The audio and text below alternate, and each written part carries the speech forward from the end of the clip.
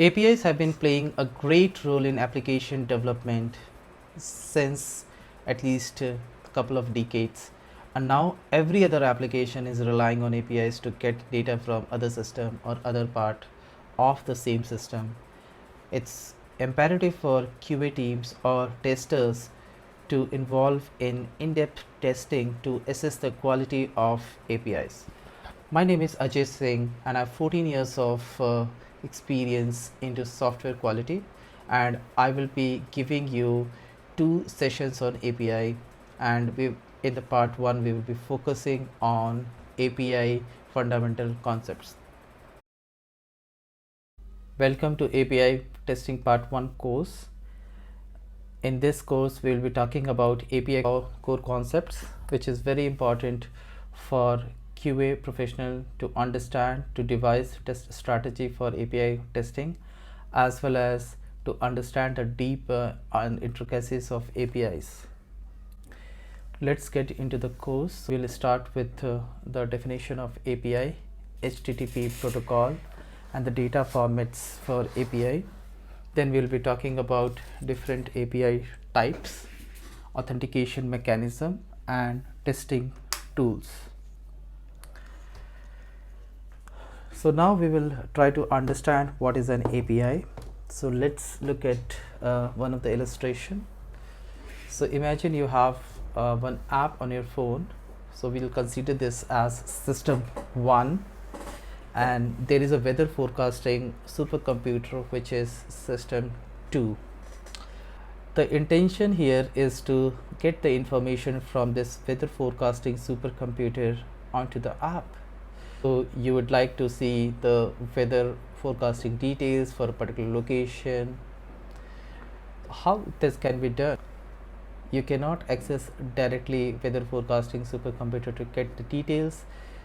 A developer at system 2 would need to write some code or create a mechanism to access that information, and that is known as API.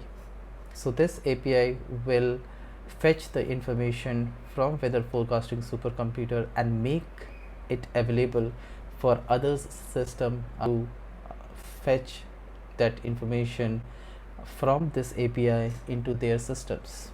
So at system 1, some developer has to write some code to consume this API at system 2 and get the information on weather forecasting. This is one of the implementation of the API, and essentially API is a mechanism to exchange or enable exchange of data from one system to another system, or within a system as well from its different parts. So we will now see the formal definition for API. API stands for Application Programming Interface. It is set of functions or procedures which allows accessing the features or data. In this example, it is weather forecasting data of an operating system or application or other service. In this case, it's other service. By same or other system, in this case it's a different system. So couple of examples are like Selenium library in your automation project. So you put some references for your Selenium libraries, which are essentially the APIs to interact with the browser controls. You have Windows API, which helps to interact with operating system, and you have Google search API to search on internet. You have weather info API, which we have seen in this example. Hope with this example we have a clear understanding about APIs. Now we will see the difference between web service or web API versus APIs. So all web services are APIs, and web service or web API is essentially API on internet. So if you are accessing APIs using internet, it becomes a web service. It uses hypertext transfer protocol, which is HTTP. We will go into the details of HTTP in our second chapter. An example of web API, which is Google search. So try searching on your google.com site for India. You get this URL. www.google.com/search ? Q is equals to India. So here we will understand what is interface, what is programming, and what is application here. So in this case our interface is Google search in some browser on your machine. So here your interface is browser on your machine. Request goes to the specific program in the application at Google server, which is www.google.com, and you get the response back to the interface as HTML, which in this case is search results. Now we will look at HTTP in details. HTTP stands for Hypertext Transfer Protocol. It's an application layer protocol. So HTTP is client server protocol for transmitting hypertext documents. It's a stateless protocol, very important concept. It's stateless protocol. It means there is no link between the two requests, but it's not sessionless because you can use cookies for maintaining the states.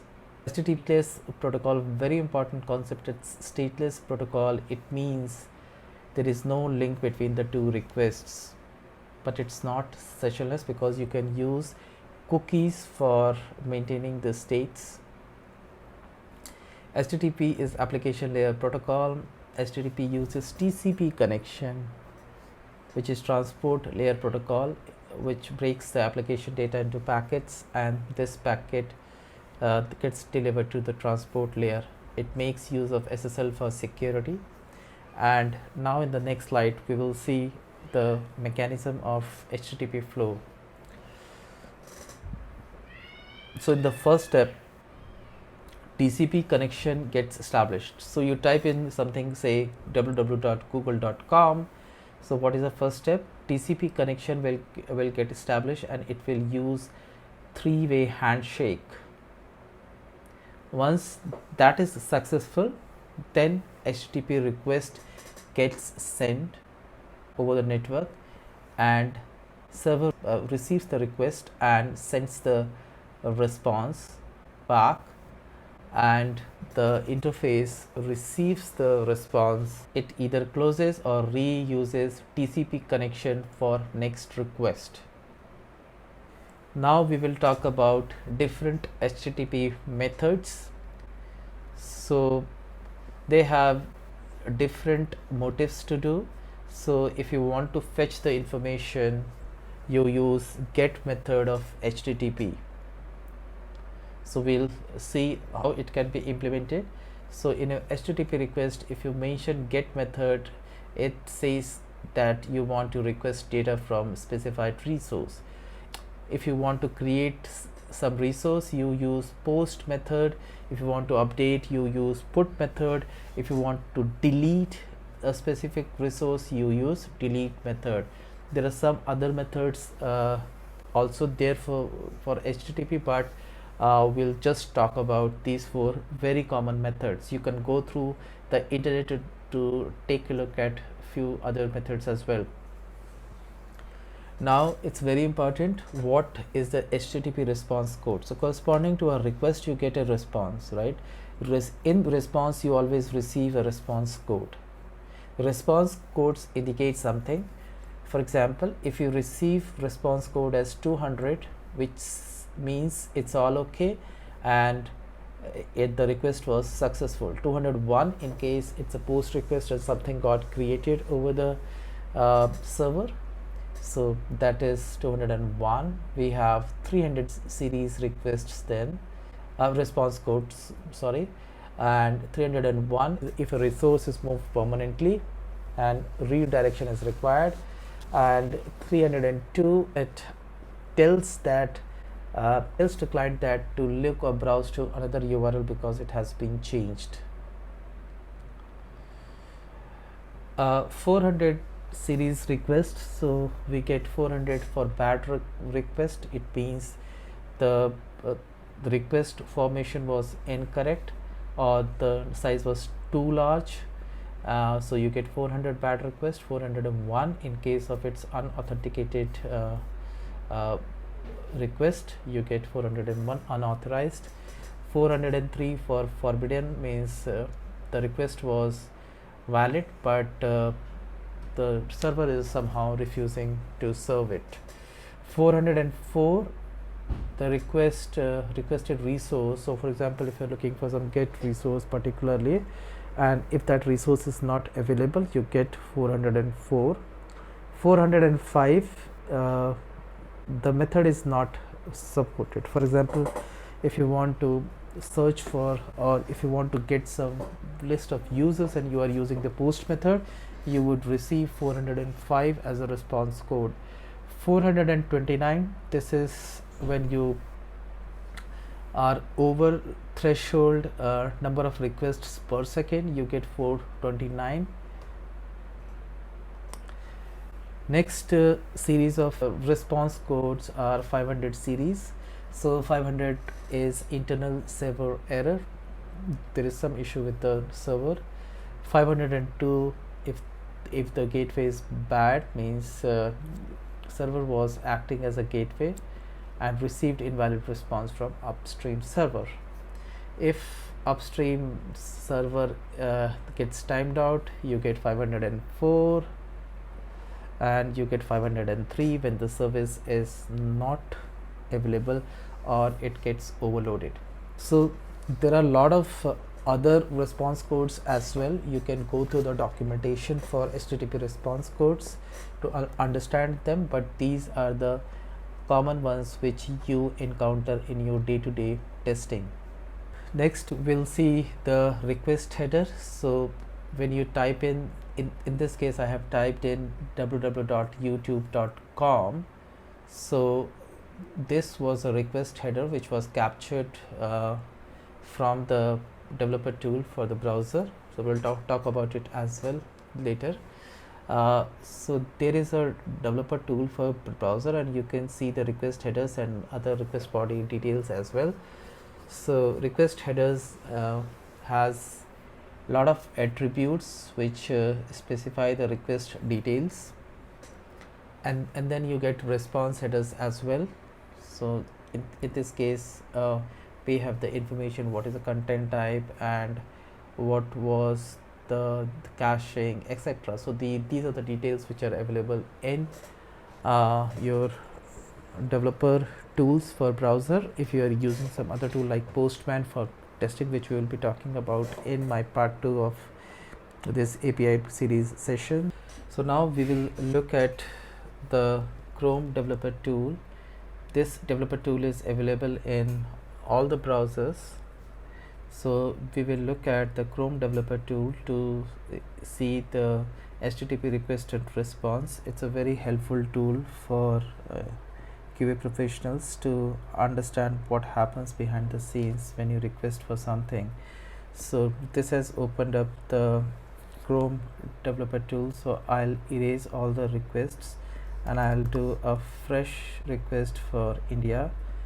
As you can see, the URL has changed to google.com/search, which is the program, and with a parameter as India, and other things are irrelevant, and even if we remove it, it should work fine because it captures the other timestamp, location, etc.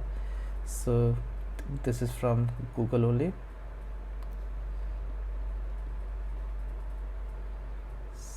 So we will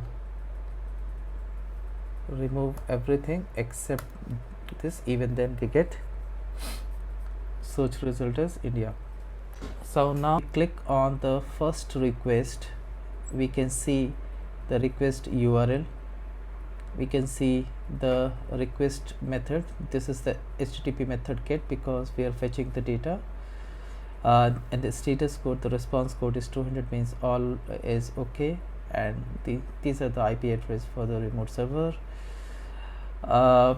This is the response header, and this is the request header. We can see the method as get, authority here, and the path for the program, and other details are also present. We won't go into those details. It has a cookie as well, which helps to maintain sessions, and this is the query string parameter, which is in this case it's India.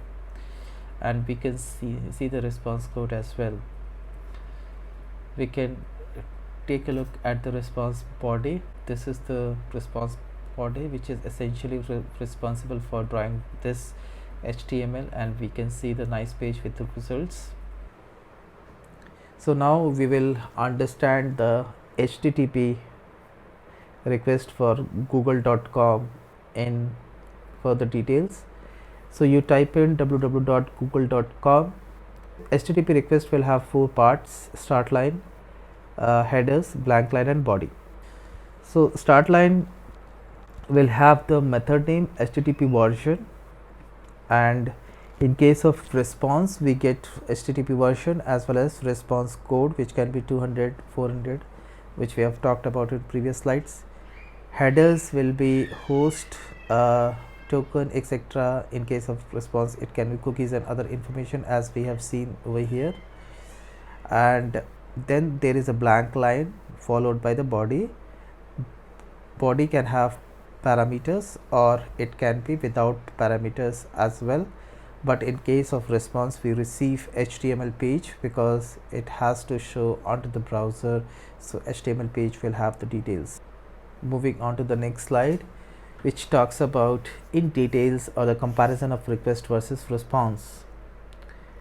So we have a name, so we say the name as the start line or request line, the first line, or start line, request, response line, or status line. HTTP version is specified in both of the cases. Method is valid for only request. We get, post, put, delete, and in case of response no method. We have API folder location, like in this case search folder has the API code. Parameters can be defined, but in response it's not applicable. Status code we get only in case of response, and one of the example is get www.com/search $Q India and HTTP version, and then response code HTTP 1.1 200 OK. The common data formats which are used by most of the APIs, specifically web services or web APIs. So JSON and XML, and we would understand their structure and the differences as well. So let's talk about XML. XML stands for Extensible Markup Language. It was also developed by W3C, who was responsible for HTML development as well. And HTML header content type, if you see, it will be application/XML, and the HTML body would be XML. So one example we can see here, it's a person detail. So ID is 1 and the name is Ajay, and address is Gurgaon, and state is Haryana. We can see we have tags. Person is a tag, right? Person is a tag, ID is a tag, so every value is under a tag, and this creates one entity. So it's a person entity which has the attributes which are essentially the tags, and this is the structure for XML. So we define tags for it. Now we will look at the JSON structure. It's a different data format. It was developed later in 2001, and it was created by one person, not by a company, and the full form for JavaScript object notation. And here the content type will be JSON, right? HTTP body. So now we look at the example for the same entity, person. So person, and then ID, the name, address. So all are created in a key value pair format. So we have a key, we have a value corresponding to it. This is the JSON structure. Now we will do a comparative study of JSON versus XML. XML is more powerful. XML is also complex. We have seen creating tags is not easy and maintaining them. JSON is very simple, and nowadays JSON is very popular because it's light as well, lightweight, so it takes less network bandwidth, and it's faster to communicate. All the XML data should be string. It's always string, but we, in case of JSON, we have types defined: string, number, array, and boolean. XML is more secure. It also support comments, but in case of JSON, we cannot put comments inside the JSON file. Now we'll move to our next chapter, which is the API types. We'll talk about different type of APIs. So before that, let's take a look at the API timeline. In 1991, we had CORBA, and then in 1998 we got XML RPC, which is XML based implementation of RPC, and then 1999 we had SOAP, which is still continuing now. Then we got REST, and then the RPC got JSON format as well. In 2015 we got GraphQL, and in 2016 we got RPC from Google. So this is a brief timeline. We will be talking about SOAP, REST, and RPC types of APIs. SOAP stands for Simple Object Access Protocol. It was created by W3C only, and in case of SOAP, every request is a post request. In case of HTTP, it supports both stateful and stateless messaging, and it uses WSDL, which is Web Services Description Language, to describe the SOAP service. It means it provides the detail of its implementation and how it can be used. Different protocols can be used in case of SOAP: HTTP, FTP, SMTP, and it's secure because it uses the envelope structure, which we will take a look in the next slide.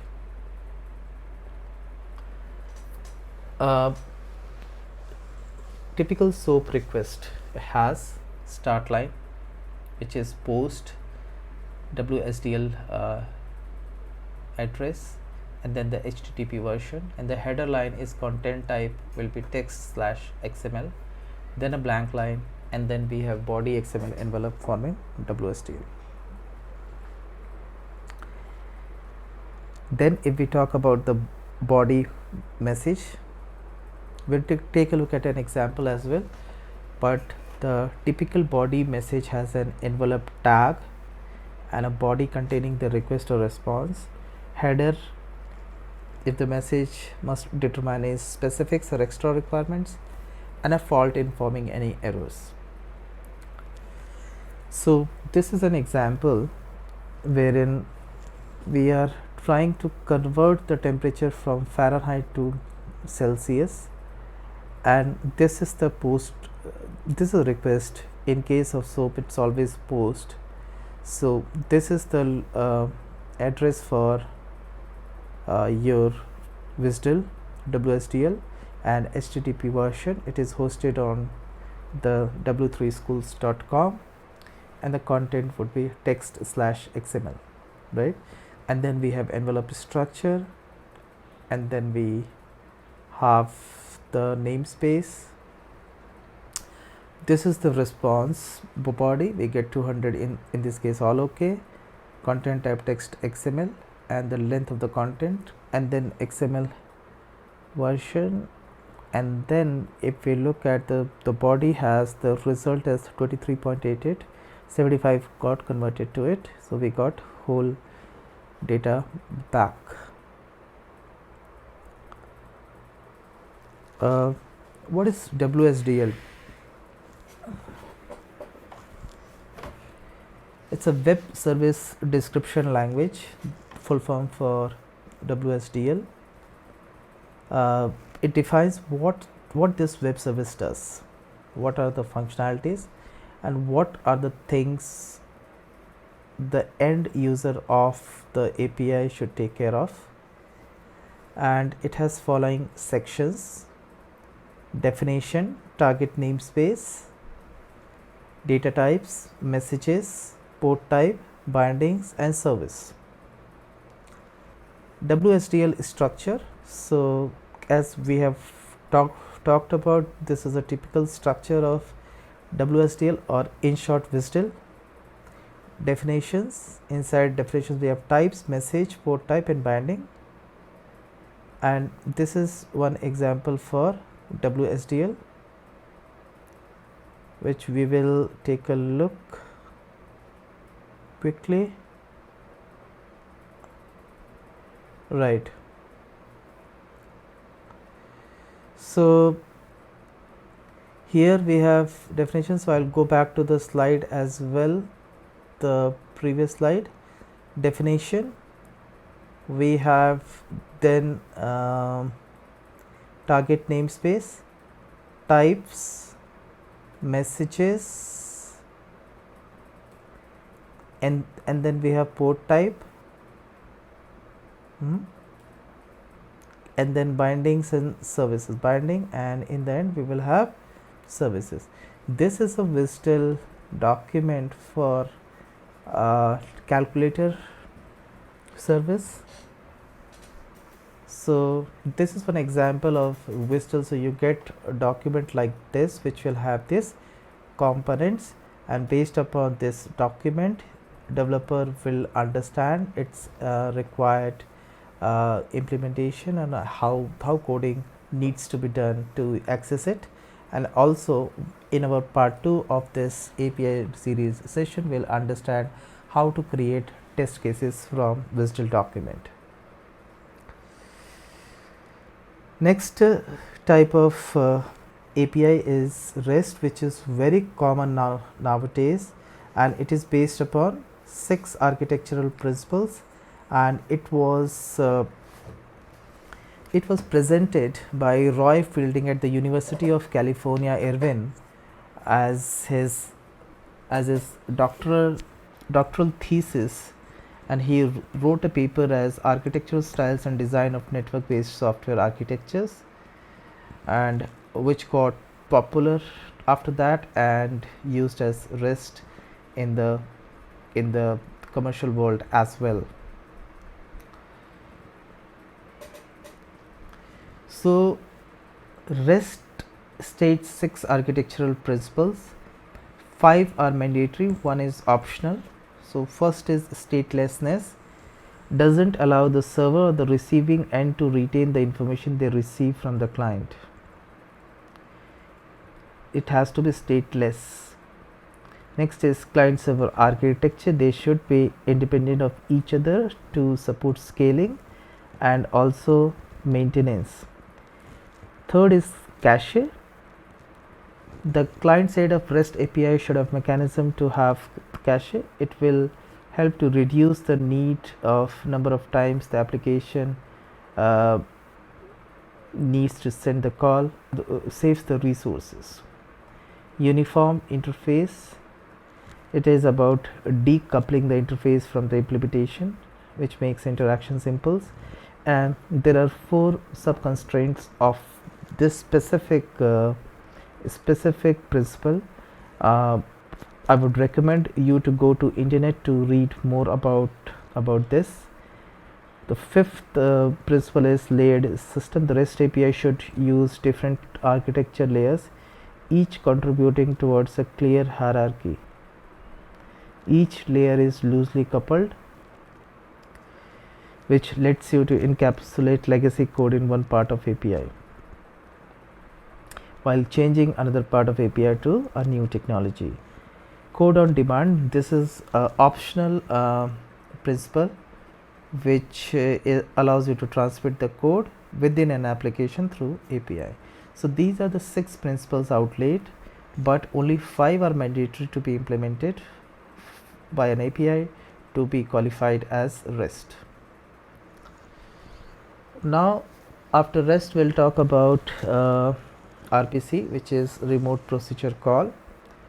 So essentially it's a technique for building distributed systems. So you have a program on one machine and you have another machine which would like to use that program, So it provides a mechanism to use it, and same time gives a feel that it is located on the local.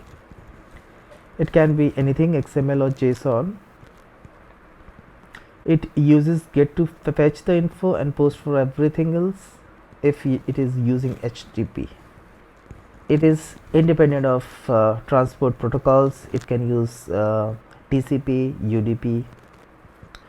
I would recommend to go through some of the notes or articles over the internet to understand these protocols, network protocols. So examples are big companies like Google, Facebook, Thrift, Twitter, Finagle are using RPC, high performance variates internally to perform extremely high performance and low overhead messaging. So these kind of things are RPC is used by their internal systems. Windows also uses RPC for a lot of networking and remote administration, and as mentioned into the API timeline, Google RPC is the latest RPC version developed by Google. So as we have seen into the API timeline, we have two different types of RPC. So one is XML RPC and other is JSON RPC. So one uses XML for data and other uses JSON. So now let's take a look at a simple RPC example. So request is here getting the student name. This is a method. It takes the parameter as ID, so we have defined ID as 2. It is using XML structure, and we get the response as value as string as Ajay. So this is essentially a kind of calling a program using XML here, right? Calling a program on remote. Now let's understand the functioning of RPC. So we have a client machine and we have a server machine. In this case, client calls, it passes through the client stub, which helps in serializing the content, and it is passed through RPC runtime, which generates a call packet, passes through RPC runtime on server machine, and the server stub at the server machine deserializes it and passes this to the server where actual program runs, and it sends back the response which gets serializes again by the server stub and passed through RPC runtime as a result packet, which passes through RPC runtime at the client machine, and the client stub deserializes it and passed to the client. This is the overall mechanism, and here we can see into the text as well. A client invokes a remote procedure, serializes the parameter. Parameter serialization happens by the client stub, adds additional information into the message and sends the message to the server. On receiving the message, the server deserializes so the deserialization happens at the server stub, executes the requested operation and sends back to the client. Server stub and the client stub take care of serialization and deserialization of the parameters. Now let's take a look at the API types summary. So in case of RPC, it's local processing call.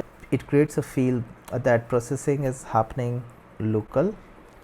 Summary. So in case of RPC, it's local processing calling. So it's it creates a field that processing is happening local, and the method is present at the local location only. However, it is at the remote location. SOAP, it uses the envelope structure, makes it secure. Its WSDL governs the rules.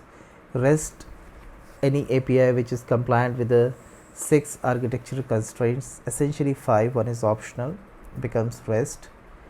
Data format here binary in case of RPC. In case of SOAP, it's XML, and in case of REST, it's all learning curve, it's very easy to understand RPC because essentially you are calling the remote methods.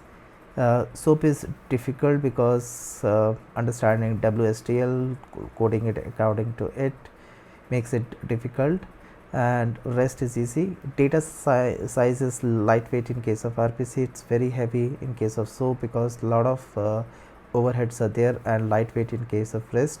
Network protocols supported HTTP when it is implemented as a web service. In case of SOAP, it's FTP, SMTP, HTTP all, and in case of REST, it's only HTTP. Now with this we have completed the types of APIs chapter. Now we will talk about authentication and authorization of APIs. So we will first understand the difference between authentication and authorization. One talks about identity of client and other talks about allowed accesses. So authentication is a verification of client's identity, right? Authorization is allowed access to the certain resources on the server. I can give you an example. Log in to the application with your credentials, you get into the application, and what you can access inside the application depends upon your role. So authorization, in this example, there is a role based authorization, and the authentication is by username and password. Now we'll talk about API authentication. So there is a client, there is a server. You want to get say the temperature data from the server which provides the temperature data, but if you are requesting it, server would like to know the requester and accordingly gives the response back, and that is done by authentication. So we have three common methods of API authentication: HTTP basic authentication, API key authentication, and OAuth authentication. HTTP basic authentication, it's simple. What is your username, what is your password? You tell it and you get the response back. So username says who you are and the password proves. So let's take a look at the HTTP basic authentication flow. So username and password is provided from the client. It creates a string username plus password concatenated, which is encoded to base 64. So say it is T. HTTP request with authorization header is passed as T. So we get a HTTP request with authorization header as T. Server compares this T to the stored value. If it matches, authentication is successful, else authentication fail. It's very simple. It has security vulnerabilities without HTTP secure. HTTPS means. Next is API key authentication. Here API key is usually a long series of numbers and letters included in either in the request header or the request URL, fast as compared to HTTP basic. And HTTP basic authentication we know has a shortcoming of shared username and password, right? So in this case we have a client, request goes as a HTTP header, request header as a API key, which client gets from this vendor company which maintains the API on the server, and we get the response back. Simple. Now we will understand the third and the most important and getting lot of popularity in the modern world as OAuth 2 API authentication and authorization mechanism. This is little confusing, and I would like you to focus more on this concept. So I'll give you an example. When you log on to a website and it offers you the opportunities to log on with other websites' credentials. For example, you get into the website and it calls you to either to sign up or use your Facebook or the Google passwords or the Google credentials to get into the application, right? This is one example of OAuth 2. We'll understand this in detail, the whole mechanism, but let's look at the salient features. OAuth is a framework, it's not a protocol. OAuth is about giving delegated access. OAuth works with HTTP Secure. OAuth is about authorization in particular, not about authentication, not directly about authentication. It has some part of authentication as well, but it is more of authorization. Google recommends OAuth 2 for all of its API. Facebook Graph API only supports OAuth 2, so we can see the kind of popularity it is gaining with these internet giants. So let's take a look at two of the use cases for OAuth 2. So you have a website, as I was quoting the example, you want to get into it with Facebook credential. So you click on login with Facebook button and you get into the site. It happens, and we'll understand how. No need to remember the password for all the sites. You have the Facebook password and you can access many sites. Second use case is using the resources of the application like Facebook for other apps. So for example, you have your photos on the Facebook and some application wants to access it. For example, you are looking to get your photos printed, right? So you can log into that application and provide the provide authorization to that application to access your photos.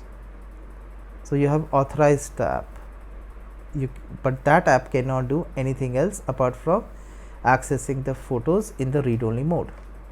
So these are the two cases. Second is more about authorization and first was authentication using the OAuth 2 mechanism for these sites.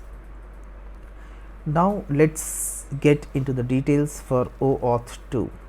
So in the example where you are login into the website or providing the access to other website to access your pictures or other things, what you do, the step 1 from the client, the authorization request goes, the authorization grant comes from the resource owner.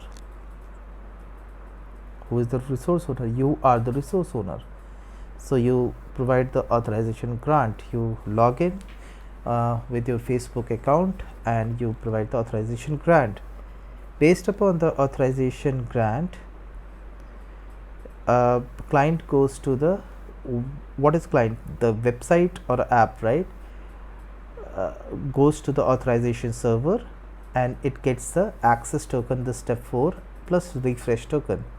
So authorization server provides the access and the refresh token. This access token is taken next to the resource server to get the access of the protected resource, for example photos. So you have provided the access to that app, it got access token plus refresh token from the authorization server, say on Facebook, and using that access token from the resource server, the photos can be accessed. And note, this refresh token helps to get the new access token when it gets expired. Are we clear now? Now let's talk about the common tools for API testing. One is SOAP UI, second is Postman, third is JMeter. There are other tools, rest assure, and other tools as well on internet. You can take a look at them, but we will be talking mainly about SOAP UI, Postman and JMeter, and in our part 2 of API testing course we will be talking in details the Postman tool and its usage for API testing. So SOAP UI tool, it has two different versions. Pro is paid one, SOAP UI is free. It can be used for REST as well as SOAP API testing, provides options to do API load and the security tests, and it also helps in generating the documentation from WSDL, which is great. Postman tool, it can also be used for SOAP and REST API. Most of the features are present in the free version. Almost everything can be done in the free version of the Postman tool, just to reiterate. Next is the JMeter, which we know for doing load tests, but it can also be used for API test for both of the APIs, and almost all the different protocols are supported by JMeter: HTTP, DBC connections, XML, RPC, directory, LDAPs, messaging using JMS, and then email services POP3, IMAP, SMTP, and also for files FTP. Okay, like this. Thank you. Talk to you again in the part 2 of API testing course. Thank you.